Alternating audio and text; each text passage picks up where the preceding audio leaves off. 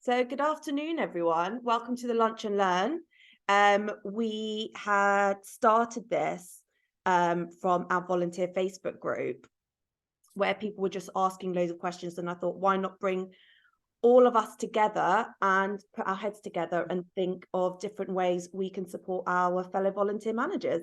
So last session was all around corporate volunteering and how to build a corporate volunteer program. We had some really great feedback from that, so thank you so much. We do have the recording live on our Knowledge Centre on the Volunteero website, if anyone wants to go look at it. I'm actually chatting to a few volunteer managers and sending them the link because they are really struggling as well with that. So feel free to go and look at the previous one if you are interested. So I wanted to do a bit different this time, and obviously we'll take it each month as it goes, but today we thought we'd do volunteer recruitment, hot topic. And when I went out to look for a speaker, Catherine very nicely, we've always been following each other on LinkedIn, and seeing the work that she does has been incredible. And I think it's quite commendable that she started with 0 volunteers and built up in the heritage sector right after COVID. So I think she's the right person to speak on this topic. I don't want this to be a Volunteero sales pitch, because this is not what it's about, but I can't talk about volunteer recruitment without telling you guys our plans on volunteer recruitment. So I'm just going to share a little presentation very quickly, if that's okay. So beginning. So just wanted to say today's agenda, which is introduction to voluntary recruitment, then a presentation from Catherine, and then we do have some pre-asked questions, pre-submitted questions. I really want it to be, Catherine and I have gone over the questions, but I thought we would do a little interactive. We'll put the question out there. Catherine and I will either answer it, or one of you who has experience with the question, please feel free to answer. So we are very excited because we saw this article from the British Heart Foundation that says there's actually a boom in young volunteers. They have seen a great increase in Gen Z volunteering, and they say the reason for this is because they have been offering a lot of flexible volunteer roles. So I think you're going to see a lot of people talk about flexibility and say, if you want to, recruit a different demographic of volunteers, you're going to have to look at your volunteer program, which one can be flexible, how can it be flexible? I'll speak to her. She's not back yet, is she? Yeah. So I don't know. I just said if that's the case, I'm just going to mute. Sorry. So our CEO Ash thought, young guy, thought, why is there an app for everything and not volunteering? So first he started off with the volunteer management platform, and then he's like, okay, I want people to volunteer and make it as accessible as possible. We do have things like Do It and Reach, but the problem is that it's a standalone platform, and then they have to log into that, sign up there, and then move on to their own platform. He wanted to make it as seamless as possible. So just like Deliveroo, I'm getting mixed up now with Deliveroo and Volunteero. Just like Deliveroo, you want to order a takeaway and you don't know what you want to do. You open up the app, look at what you fancy, click on it, and then see where your order's at. So we wanted to do something similar to that, but for volunteering. So we want one place to go, app first, easy to use, which is very, very important, and transparency throughout. So what volunteers can do, anyone in the public, they can search volunteer app, go through all the different roles that are out there, apply straight in the app. So the volunteer, the charity will make a volunteer application form on the volunteer management platform, and then the volunteer will just see what it is, and then apply and approve. So volunteer sign up, search opportunities, and track. The tracking application, which I personally love, because a bit like you know, there is a lot of spinning plates with onboarding, and there's a lot, sometimes it can be a bit long. We actually give like an estimated date of when they're going to start volunteering, and they could see like it's in review, or their references have come back, or reference denied, anything like that. They could see it all, and all very seamless. We will do all the marketing for you, and we've already seen 120% increase in volunteer applications, and we've only launched, when was it? A couple months ago, Josie? I think not long ago.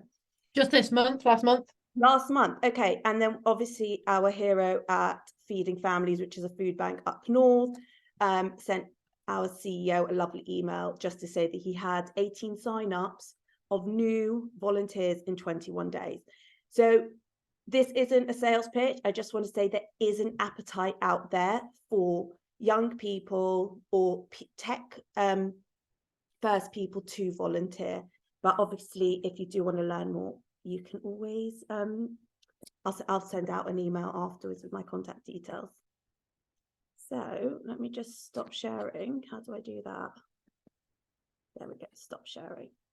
Okay, so now after I've done that little spiel, I did try to keep it as short as possible. Sorry if I did talk very fast about it.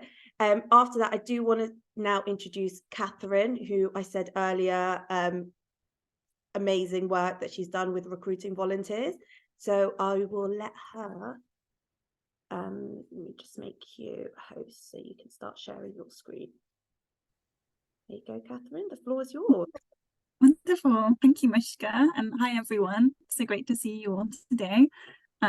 Yeah, so I'm Catherine, and like Mishka said, going to talk a little bit about volunteer recruitment I did when I was at the Heritage Foundation. So let me just share my screen. Hopefully you can all hear me, and hopefully my PowerPoint will load in a second. So yeah, just shout at me if something isn't working, basically. Yeah, so I'm going to talk today about how to set up a successful volunteer recruitment strategy, just based on my experience and things I've read about other organisations, that kind of thing. And then, like Mishka said, we're going to have hopefully a really nice interactive Q&A session at the end.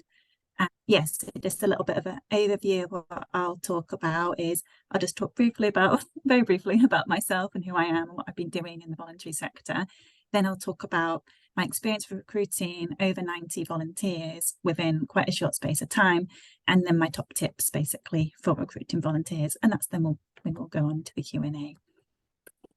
So a little bit about me. So I've started literally as of last week as volunteer development manager at OnSide, which is a national youth charity. Before that, and this is what I'll mostly talk about today, I was volunteering manager at the Letchworth Garden City Heritage Foundation, and that's where I set up the volunteer programme from scratch, essentially. And before that, I was in the volunteer development team at the Ramblers for a few years. And as well as all of that, I'm volunteered myself in lots of different places, everything from like climbing wall instructor to the girl guiding in Switzerland to helping with refugees, all sorts of different bits and pieces. So I'm really, really passionate about how beneficial volunteering can be, obviously for organisations, but also us as individuals. So recruiting 90 plus volunteers. So yeah, as I said, my task when I was at Letchworth Garden City Heritage Foundation, which is an organisation based in Letchworth, which is, funnily enough, the world's first garden city. They didn't have any volunteers, but they really wanted volunteers to help them with their art gallery, with their museum, with other things like litter picking, with their community transport. They do a wide range of things that they knew could be enhanced by volunteers. Basically to help make the town of Letchworth a kind of better place to live and a better place to visit. So that was my task, really, to find where volunteers could help out and set up those roles, and then to recruit them and work with colleagues to support them. So the picture there, by the way, is just of the Volunteers Week celebration we had last year. So those are some of the lovely volunteers who came along, and yeah, we had a really nice time. But yeah, now I'm going to talk through my top tips for recruitment, because that's what we're all here for today. What I will say, these are just the first ones that came to my mind. There are lots of different ways to recruit. So that's why I'm looking forward as well to the discussion after this. So the number one thing I would suggest to start with, if you're thinking I need to improve how I recruit volunteers, or why aren't I getting any volunteers on board, is just to really take some time to look at the volunteer role itself, or volunteer roles if you're recruiting for multiple volunteer roles. So really think about, is it something that someone would want to give up time for? What is in it for the volunteer? And just, is it attractive as a role itself? So both in terms of the actual duties, but also maybe in how you're wording it in terms of the audience you're thinking about. So make it sound appealing in your kind of role advert, but also be realistic and don't oversell, because you want to set those expectations of what the role involves. And then this leads on to the next one, is that when you're kind of right at the beginning, before you've even started advertising, make sure you get the basics right. So, make sure that there's a process for getting volunteers on board. Make sure it's super easy to apply or to get in touch with you. So there's lots of ways you can do that. You might have a system in place that does it for you, or an app like Mishka was talking about, or it could be a button on your website that says email to get in touch about us. Volunteer, it might be a Google form. Whatever it is, make sure it's super simple and it's super visible. And then if someone does get in touch, hopefully they will, be as responsive as you can to potential volunteers. I myself, in my personal time, when I've wanted to volunteer at a few places, I've had that really terrible experience where I don't hear back from organisations, and these are sometimes organisations that say they're looking for volunteers. I've advertised, I've said, yeah, I'd like to help, and then I don't hear back. So, that's really, really off-putting. So just try and be responsive as you can to anyone who shows interest.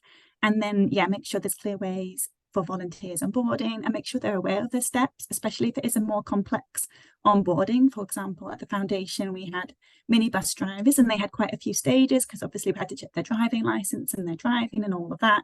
So we just made sure they were super aware of how long it was going to take, all of the stages, and then they can just be prepared for it and they know what they're getting themselves in for. So that will help with retaining volunteers throughout that onboarding process. And very important as well is make sure that any potential volunteers know their point of contact, how to access any help or resources that they need, just so that they're not just sat there thinking, I don't know what's going on, I've not heard about this, and they've got questions. So just always making sure they know how to contact, who to contact, other info that they need. So some of those basics are just, really important to get those right before you start then actually looking for volunteers. But once you've got that sorted, you're happy with it, it makes sense, then think about where you're going to look for your volunteers. And here I would really say to think about who your role is aimed at. So for example, if you wanted to get more young people involved, like Mishka was saying, think about with that role, how that role would apply to them, and kind of market that accordingly. Like think about where does that person hang out. So with the where does that person hang out thing, that's going to be so different depending on the role. So two roles I'll talk about here from my experience is one, with the minibus drivers, we needed people basically to be a certain age just because of what the role involved and the sort of driving license they needed. But we also needed to make sure they were still active kind of physically, because it was quite a physical role. So we kind of contacted sports clubs, because we sort of thought that might be the kind of person that would also be interested in driving a minibus. Another example is where we really targeted, where we looked for volunteers, was with our museums kind of back of house collections role, where they kind of were basically doing archiving and stuff like that at the museum.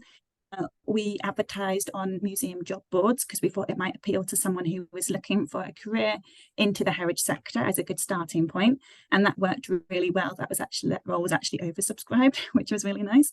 So definitely really target, if you can, where you're advertising.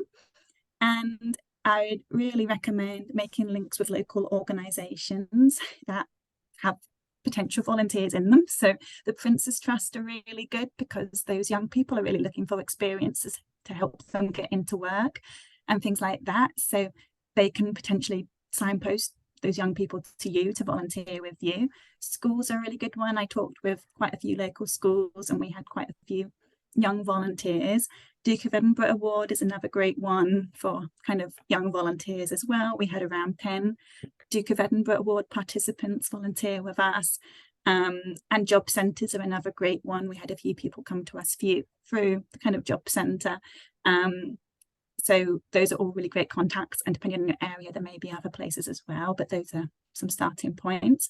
And social media, bit of an obvious one, but it's still so important. And I think you just never know who you'll reach on there. So one of our volunteers at the foundation, she found out about us because her mum, who actually lives all the way in Venezuela, she was following the foundation on Instagram, and she saw the advert. So the actual the lady who volunteered, Daniela, she hadn't seen it, but her mum had. So you just never know who's going to see it. So it's really worth putting everything on social media, doing things like targeted posts if you're looking for a certain age group or certain interests of things.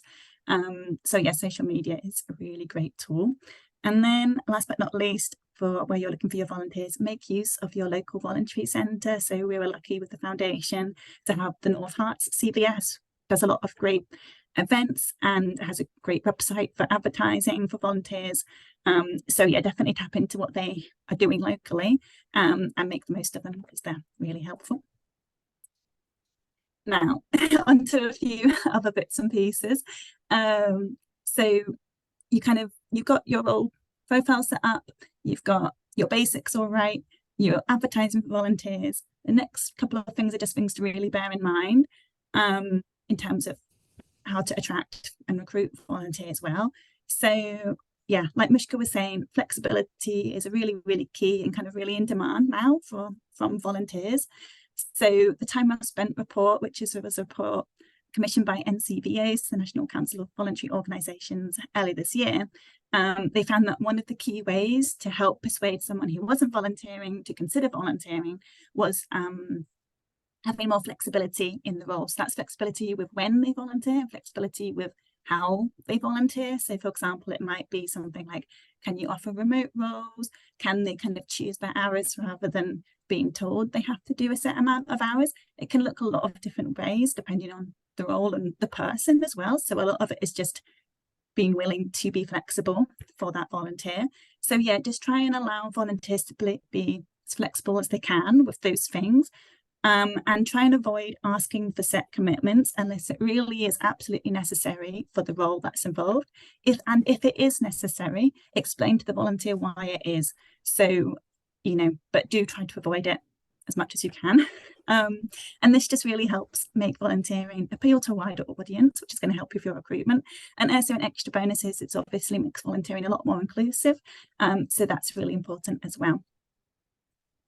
So then linking to the flexibility is removing barriers. So volunteers that can help remove barriers such as time, which is a really big one for why people don't volunteer. But there's other barriers as well to consider. So with this, I would suggest, again, sitting down, putting yourself in the volunteer's shoes and considering any potential barriers. So DBS check, for example, only do those if that's absolutely necessary. And if you are doing a DBS check, because obviously lots of roles do require them, then if the volunteer needs support with doing the check, then sit down with them and support them with it. So I had to sit down with quite a few volunteers actually when they were doing their DBS check, because we had quite a few volunteers who were actually, they'd either not done one before, or they were actually new to the country, things like that, or just they weren't the most sort of, how do I put it, they weren't the most used to like filling out forms and things, and that, some people see a form and they just freak out, but they could be a great volunteer. So just, if you do need to do it, that's fine, but then just be prepared to take that time to support them with it. Likewise with DBSs, training, if there's induction training, which most roles do have some kind of induction training, make sure that only do again what's absolutely necessary right at the beginning. See if there's other training that could maybe wait and they kind of do for the first few months in the role, just so there's not that barrier to them actually starting the volunteer role and actually doing what they want to do. Sometimes induction training, if it's really long, if it seems not necessary to the role, can be really off-putting. So just again, really consider what training is needed versus just, oh, let's just give all the volunteers the same 10 training modules. That can be a big barrier. And similar to that is think about what's accessible. So for example, what's involved in your volunteer welcome. At the foundation, what I did is this kind of welcome pack was just a 2-page document and then another 1-page document with the volunteer agreement. And that just meant it was super clear. And all the other stuff was stuff that they'd have later on in their role and could refer to. and would be talked to kind of when they did their kind of on-site training versus just, I didn't send them like a 100-page document and ask them to read it, because I don't think that's realistic or reasonable. But with the 2-page document, and again, the volunteer agreement, what I did do is I expected them to actually read it, understand it.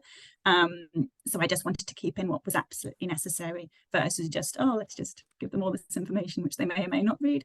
And likewise, think about, you know, can you use something in different formats? For example, maybe something like a video or face-to-face might work better if there is a lot of information you have to give to the volunteers. But just think about, obviously, volunteers being neurodiverse, things like that. Try to make it accessible. That will help remove barriers and then stop volunteers from dropping off. And then last but not least, think about any mental barriers. So for example, does someone potentially interested in volunteering, can they like imagine themselves in the role? Do you have, for example, like case studies on your website or on your social media saying like a day in the life of a volunteer? Or do you have like, you know, just pictures of the space? Do you have just any information about what's involved? Can you offer any volunteer taste sessions? Something that I think helped really with our gallery volunteer recruitment is that obviously the public were in the gallery all the time. So that's where most of our volunteers came from, where people were in the gallery, they looked around, they sort of liked it. And then if they came a lot, they sort of got to know the team and they kind of knew they could work with them. And then that helped with volunteer recruitment. So obviously that's just how it was set up. You're not going to have that for everything, but see if you can replicate that in other ways, basically, to try and break down those mental barriers. Or could you, for example, you know, have like a non-committal chat with people, or like an information session so people can come along and they've not already sort of committed to volunteering, but they can just find out more and then think about if it's right for them. So try to keep that as a fairly whistle-stop tour of my tips of what I sort of learned through my experiences. But just a quick summary of my tips. The first one was, is the volunteer role attractive? Then get the basics right. Then where are you looking for your volunteers? Just flexibility is key, remove barriers. So those are my tips. And I think now I will stop sharing my screen and we will go into the discussion.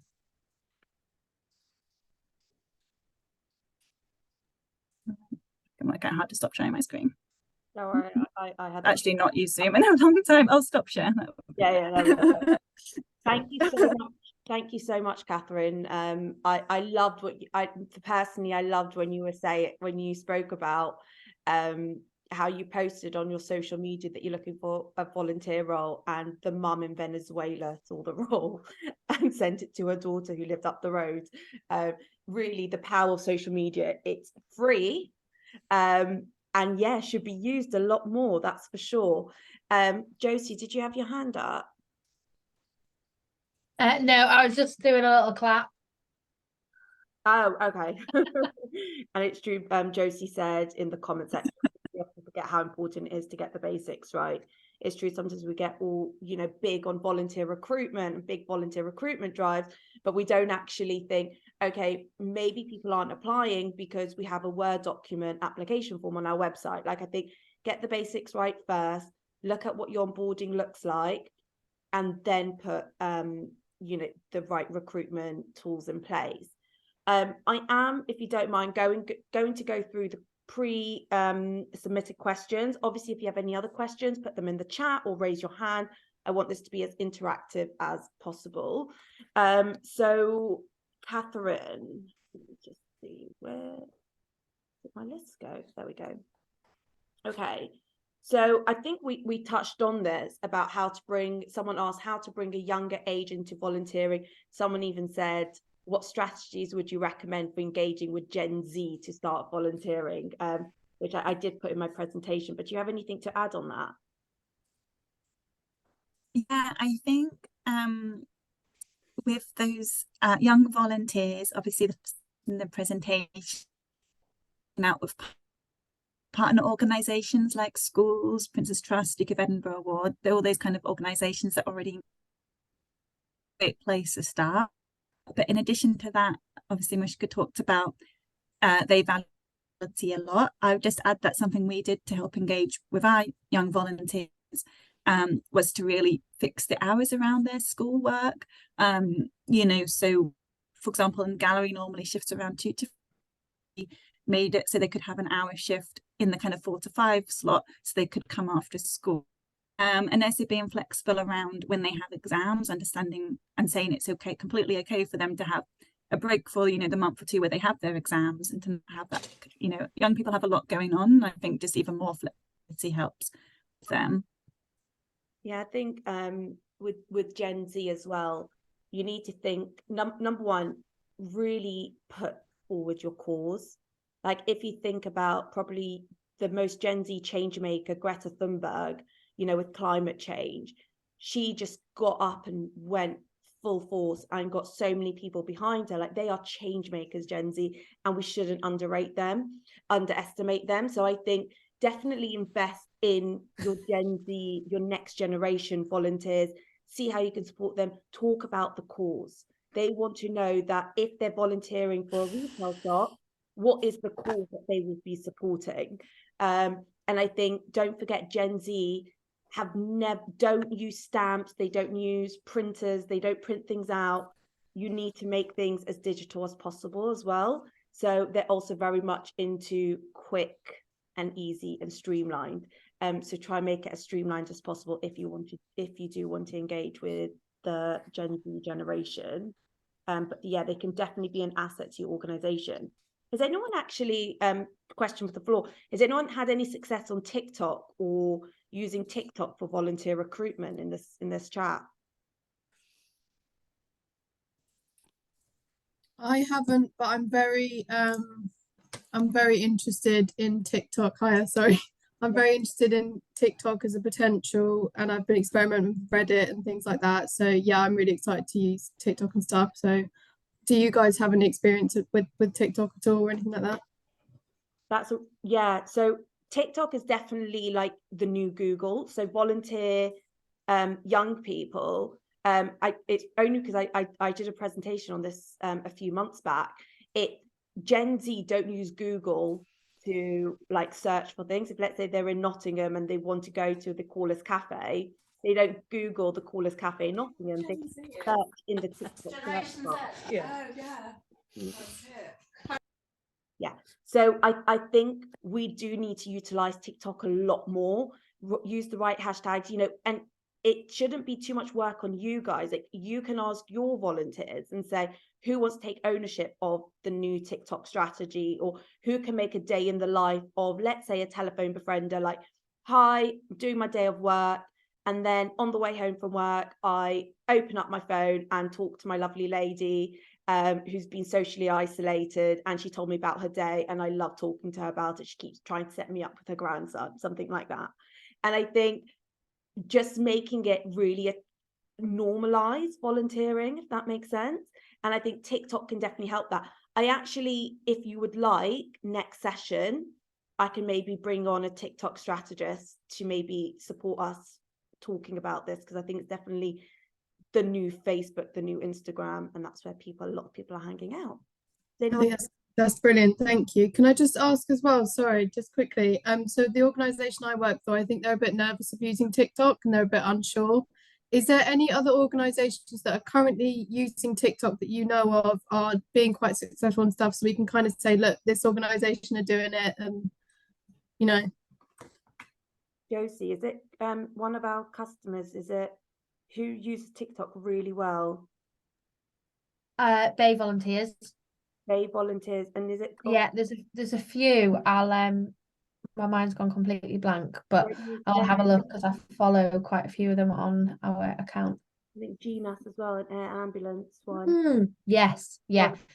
There's an air ambulance that we work with, and their TikTok, they hired 2 social media staff of marketing people, and the first thing they did was set up the TikTok, and they went completely viral, and they just did silly videos, like they didn't put too much thought into it. Yeah, and I've seen their videos on kind of viral pages and stuff like that. Very, very cool. Thank you. Thanks so much. Yeah, if you want, I'll do a follow-up email with lots of things we've discussed, and I'll put in like a few videos, a few people. Elaine just put in the chat, Princess Trust redefining the dream job. Is that also if you're looking at targeting young people. Thank you, Elaine. Yeah, definitely. Look, it's free. Everyone has a phone, and it doesn't have to be complicated. You know, you using social media. Someone did ask Catherine, our organization has elderly clients, wondering what social media platform most appropriate. Facebook not generating interest. Have you any suggestions? So I think there you got to think, so maybe those people are not on social media so much, but you might be thinking about, where are those people going? Are they going to local cafes in the town, for example? Are they involved with, you know, do they have children or even grandchildren who are at school? So could, you know, you get in touch with local schools to sort of say, hey, we're looking for volunteers to help with this. You know, think about where those people are going. Are they the kind of local clubs such as sports and things? Even if they're not doing the sport, are they taking their children or grandchildren there? Faith organisations, potentially, community centres. You know, there's plenty of places where people physically go. Another one actually that we did a few times was local newspapers. So I don't know about where all you're based, but where we're based, the local newspaper was very much looking for any story really to put in. So if we sent them a, hey, we're looking for volunteers, had a nice picture, they would put that in. And so that's a really good one to reach maybe slightly older generation who's not engaged with social media so much. That being said, I think, you know, definitely I would still put it on social media, because you don't know who's seeing it. Maybe they're not as engaged with it. So maybe they're not on Facebook every day, for example, but maybe they'll be on there sometimes. So still put it on there, but definitely look at other avenues as well. Yeah, I would also suggest Facebook groups. So don't just put it on your Facebook page, because you don't know who's looking at your Facebook page. You can share it. So once you put it on your Facebook page, you can then share it into a group. So for example, I was recruiting Meals on Wheels drivers. I shared it in my local mum group, because mums are a lot in their car, parents are a lot of times in their car doing the school run, driving around. So really just think about, always when you're looking at a role, think, where would this volunteer hang out? What would this you know, who would attract this role? So definitely look into local Facebook groups. There was also another Facebook group which was like flexible working parents, or flexible working, and I think a lot of, you know, parents coming back from a hiatus or, you know, sabbatical, and they're like lost a lot of confidence in work.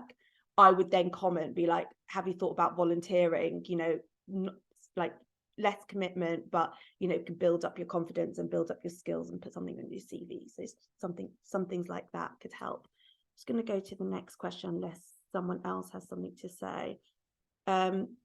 Joseph wrote, HR departments can also be really useful. I'm trying to reach out to the local police force and a big hospital. They often run sessions for people who are about to retire, who they discuss their future, their plans, etc. If they can mention your organization, it makes a huge difference. That's brilliant. I never knew about that. Okay, so that's a really good tip. Yeah, sorry, I just found out that our local police force was running sessions on loads of 55-year-olds about to retire, public sector pension, and yeah, they talk about, oh, have you thought about volunteering? And I've just tried to get in with them. That's really good, really great tip. Thank you so much. Let me just look at the next questions. Retaining volunteers, it could be a whole new session, but does anyone have any tips on retaining volunteers?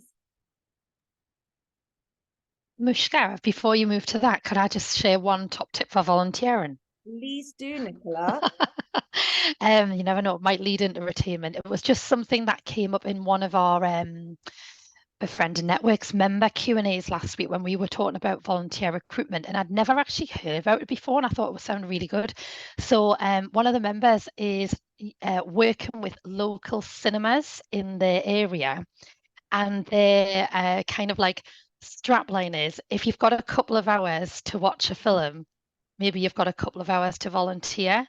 So they're setting up a bit of a stand, you know, a couple of days a week, to try and gather volunteers. And obviously, as we know, like people of all ages are going to the cinema. So I think they're trying to just hit a real diverse market. And it was something that just stuck with me last week. So I just wanted to share that. I love that. I absolutely love that. You know, the creative juices, and like just thinking about different ways. Where are people? Always think, not in a creepy way, but like, where are they hanging out? Where are these volunteers? Yes. They come to us. We now need to go look for them. So we need to put our hats on. You know, if you're looking for a volunteer gardener, go to the garden centres. They all have notice boards. Put it out there. Like, you're not going to put like another role up there, but like really think about specialist skill set volunteers, because they want to help. They just don't know where to start sometimes. Oh, Elaine, that's really useful. Smaller cinemas like Everyman. Love Everyman. Will add a promo video before screening if you build a relationship with the manager. Wow.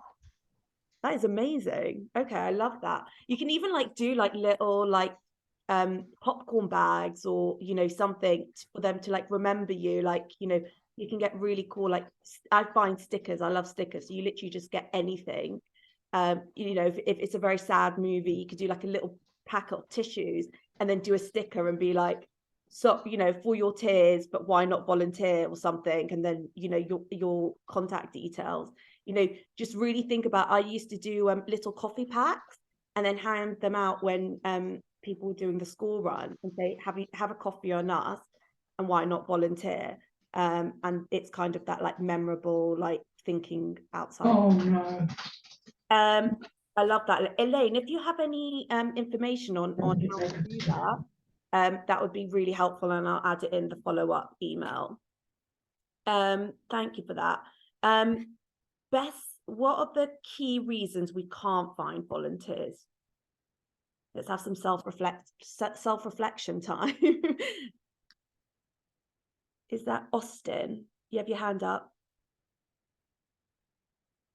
I do. Can you hear me? Yeah. Hi, Austin. Okay. I just wanted to add a little note about something. Catherine was talking about making sure that the volunteer role is attractive.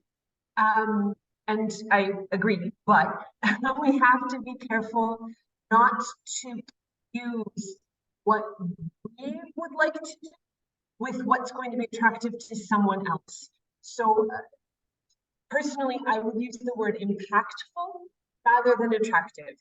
Just a really extreme example, we have a volunteer, his background is statistics, and he comes in and does data entry for us, which is horrible.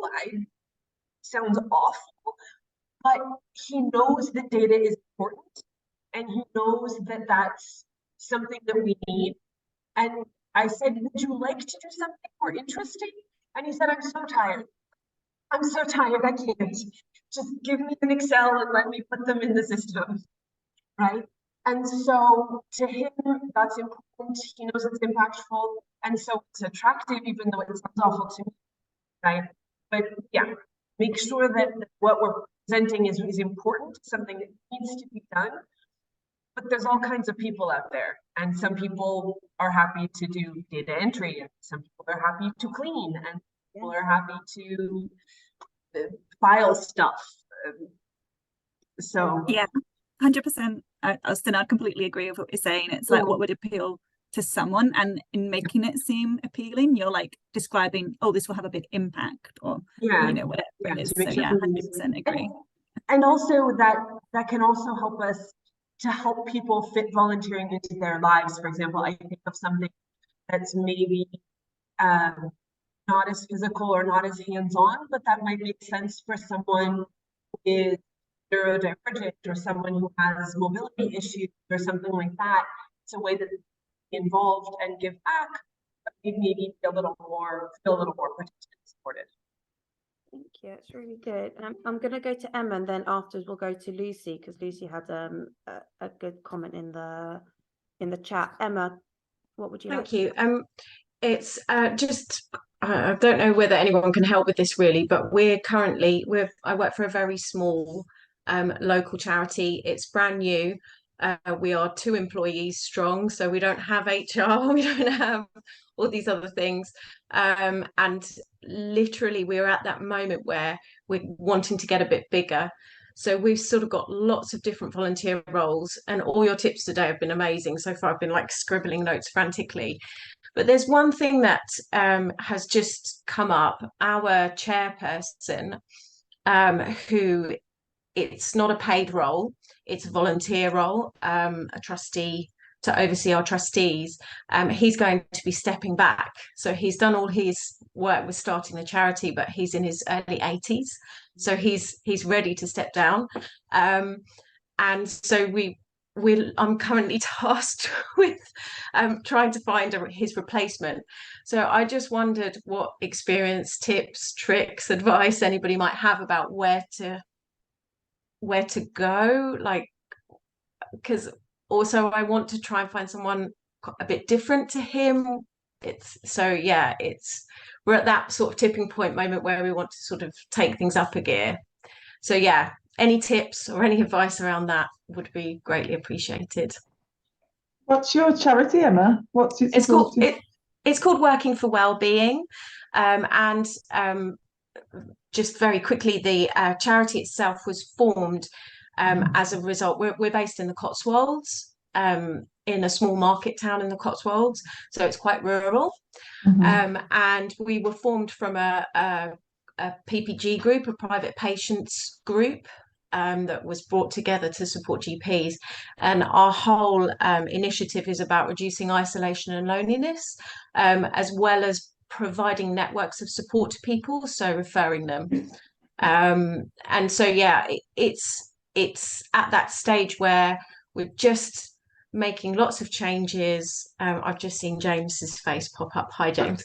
We're talking about Volunteero at the moment, but we're really rural and we're really small, and all my volunteers are pretty much over 65. I have like 40 plus volunteers, but they're not tech savvy. They're not. So we're all at that shift where we're trying to do things a bit differently. So yeah, but I'm now in the process of looking for these slightly more responsibility around how we're driving ourselves strategically and things. And so any tips would be really appreciated. Yeah, there's quite a few comments in the chat. Okay. Definitely fresh face. You see a good overturn on trustees is because it's a good turnaround. So Trustees Week is week commencing 6th of November. Thanks so much for that information. So that's always good to start advertising then, because it'll be on a lot of people's radar.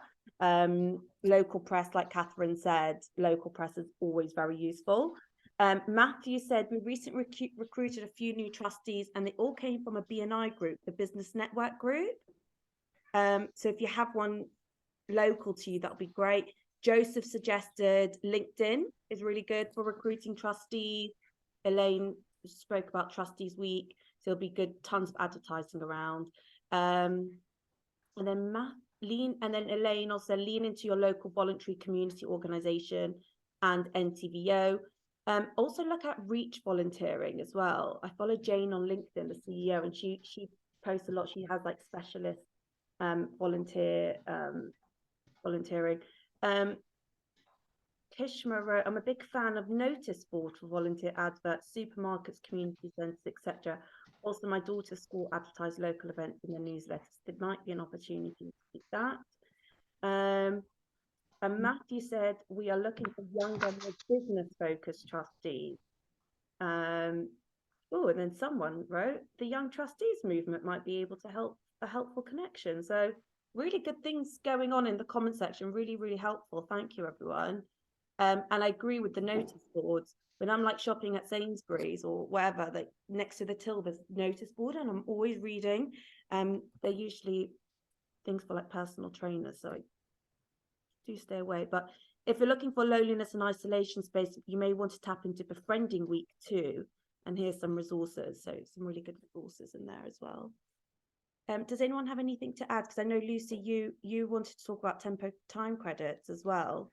But yeah, This is just something that I was invited to a webinar last week, and it was with a company I'd never heard of. They're called Tempo Time Credits. Now, the disadvantage is they are West Mids based, so your charity needs to be South Birmingham. So it ticks my box where we're based, but there might be some others in the room that may be able to benefit from this, or at least have a look at it to see if there's anything similar in your local areas.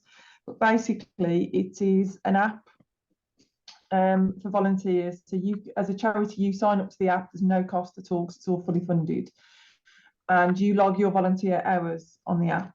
And as a result, once they've hit 2 credits or 2 hours of volunteering, they might be entitled to a free coffee at a local coffee shop. They might be able to go into the library and do a free session or something. They could take the children to go ape, because so the more credits you get, they equal tangible things that you can go and do. Even if you've got children in your charity that are volunteering, you can take them for a free swimming session. So there's lots of organisations involved on Tempo Time credits that you can look up the list. If there's anything you fancy on there as a bit of a dangling a carrot for your volunteers, if they do so many hours, they could go for a free walk around, I don't know, the nature reserve, or so some free opportunities for them. So this is something we're trying to relaunch our volunteer programme, because it's gone a bit stale since COVID. So I'm going to look into this as something we sign up to as a bit of a dangling the carrot for our volunteers. Oh, I'll go and do 6 hours doing this, and it might give me a free piece of cake in the local, you know. So there's all different organisations on there. So it's worth having a look. I don't, you know, it is South Birmingham type thing, so I apologise about that, but it might be worth having a look to see if there's anything in your area that's similar. So this is all new to me as well, so we're just looking into this at the moment. But I thought that's, for the first time, you know, you're always conscious of thanking your volunteers for everything they do, but actually giving them something tangible that's free, that won't cost you anything, won't cost the charity anything, and their volunteering hours equal something, so they can get something from it. It's great for kids as well. They do so many hours of litter picking or whatever, they can go and spend a day at the zoo, you know, so there's lots of perks to it as well. It looks like that with you. Tempo are across the country in a lot of areas, Matthew said, and Ellie said we use Tempo and they've really improved the website, and it's much easier now for us and volunteers to use. So that's a really lovely suggestion, thank you. And then charity workers discount, Nicola said, is also a really good benefit for people working or volunteering with charities. I did also want to just, I don't know if anyone uses ChatGPT or is familiar with it. But Catherine did say in her presentation is how to make, you know, your volunteering role as attractive as possible. And someone who absolutely hates writing, I use, Joanna, thank you. Joanna says she loves ChatGPT. And I think it's just an absolute game changer. So I just thought, if you don't mind, I'll show you how to do it. And then we can do this together. So this is ChatGPT. It is free for everyone to use. Can everyone see my screen? So you can literally ask, let's say, I am looking for, please write a role outline for a volunteer befriender, for example. Make it appealing to a 20 to 40 age range. Please write, yeah, then you can, and then what it does is it basically tells you, oh, you'd have to write the age range, but then you can basically writes it out to you like a role overview. But then this can be quite a lot, right? So if you do have role outlines already, role descriptions, you can input them into ChatGPT and say, please make this appealing to a Gen Z volunteer. So please rewrite and appeal to Gen Z. Oh, I don't know why it said, but it basically sometimes goes a bit more informal. We could say, please rewrite in 5 sentences, because sometimes, you know, we call it the 90-second TikTok span, where people don't have, you know, 2 minutes to read something. So we just write, please rewrite in 5 sentences, and it basically summarizes everything. But you can ask for anything, write a volunteer policy, write a risk assessment. I'll put the link in, but I was recently on a call with someone and they found this really interesting and really helpful, and they're now rewriting all their role outlines because it was really easy. Does anyone have any question on this whilst I have it up? Can I just give a quick tip on ChatGTP? Please do. Just be careful, especially when you first use it, is to like what I do if I ever use it is I take it, copy and paste it into a Word document and then edit and personalize it. A lot of ChatGPT, it will sound exactly the same. So for example, if me and another person is trying to write a thing, it can be very similar, which is not a good look for your organization. And also the more popularity is getting, the more people are recognizing how GTP actually writes. So you don't want to look like an organization that just copies and pastes from ChatGPT. So you need to edit and use a bit more of language that not only your organization use, but you use as well. And also it's American, so it will use American spellings and it will use a lot more American words. So yeah, just make it your own basically if you do use it, I would say. That's really good. That's a really good tip. Yeah, I also have to like copy it, and I always have to like look because sometimes a lot of things are misspelled. Which is coming from me. So I just thought I'll share that. So if someone does say, oh, you know, all your role outlines are way too long, no one's going to read it, you can copy and paste it into this and say, please rewrite in 5 sentences or shorten it or make it more attractive to whatever. Yeah, so I just thought I'll share that. Does anyone have, let's see if we have any other questions. Matthew, I dabbled with ChatGPT for volunteer adverts, but I need to really spend more time since the adverts work the best. It's a massive, I'll definitely be checking out ChatGPT. Does anyone have any other questions, or I can go to some more questions? There were some, also another tip I learned at another volunteer management chat was A/B testing. So I know Catherine, and we spoke about this last week, is that sometimes it's good to test out different ways. So someone was talking about how she was recruiting volunteers for a hospice retail shop. And she put on Indeed and a few other job adverts. And she wrote charity retail assistant volunteer. And then she put in charity retail assistant unpaid. And she said the unpaid one got a lot more people applying for it. So sometimes just test out what wording works best as well. I think sometimes people see volunteer and they don't want to volunteer, but they'll be unpaid. Does anyone have any experience with that?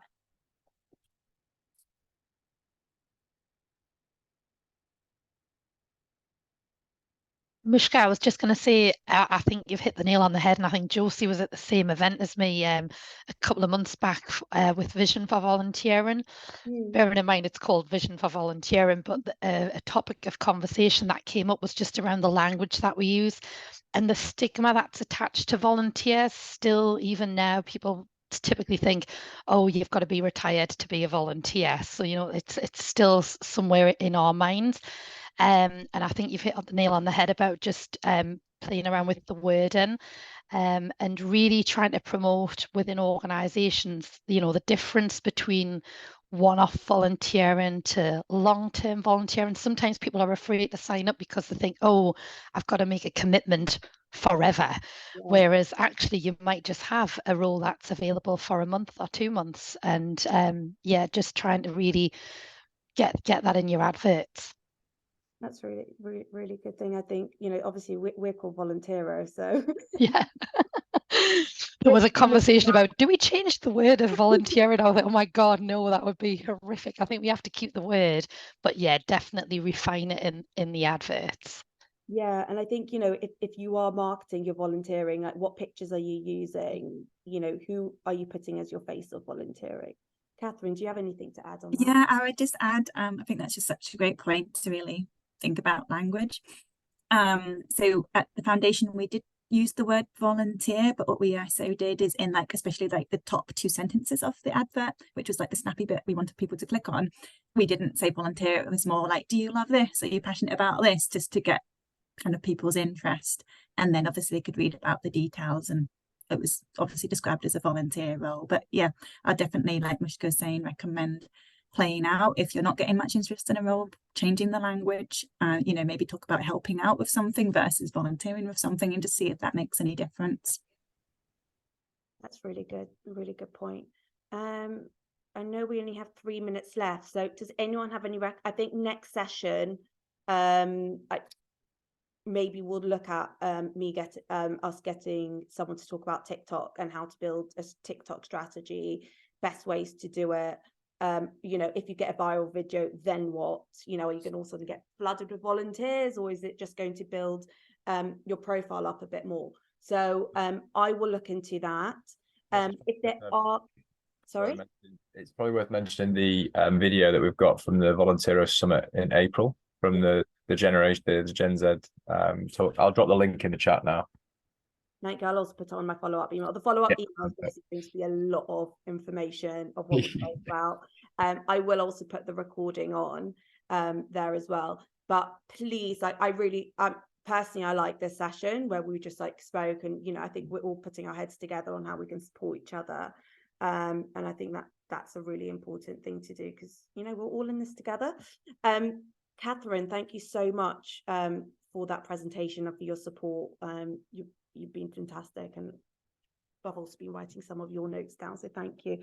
And if you don't mind, I'll share your slides in the presentation. We've had quite a few people ask for it. Thank you. Oh, thank you. My absolute pleasure. I will put in, if you're not in the Facebook group, I'll put a link also for the Facebook group, because that's where we put in the timings. Jen, I will make sure, because obviously our American friends, this isn't probably the best time. I will maybe make it an hour later, so you can be a bit caffeinated up when coming to it next. So thank you so much, everyone. I will send a follow-up email, and anything else, yeah, let's just keep in touch. Thank you, everyone. Thanks, Bye. everyone. Thank you. Bye. Bye-bye. Thank you. Bye. Thank you.